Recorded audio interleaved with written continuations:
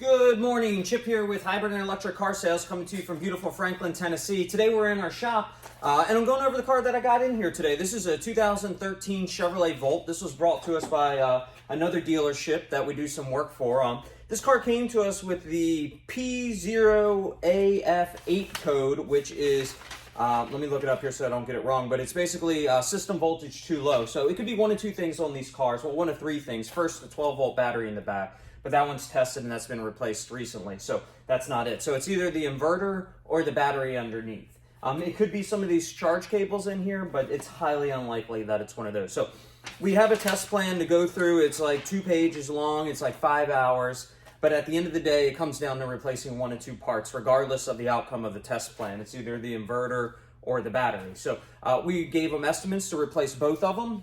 They went with the suggestion to start with replacing the inverter with a used unit that we'll swap in here. There's some other things we have to do to make a used inverter work in one of these volts, and we can cover that in a different video. But this repair is $900. Again, it's a used inverter with installation and the coolant and the programming. But we'll try that. We'll see if we can get rid of the codes and get this customer back on the road, because the alternative is an entire new battery. And right now they're running anywhere from $5,000 to $7,000 replaced, which may total this car. We do have some cheaper options available, but availability has been very low on that. So check us out at hybridandelectriccarsales.com if you got a similar problem and you want to bring us your car here in Franklin. Otherwise, check us out online at hybridandelectriccarsales.com or see us in person at 616 Bradley Court in beautiful Franklin, Tennessee. Hope to see you soon.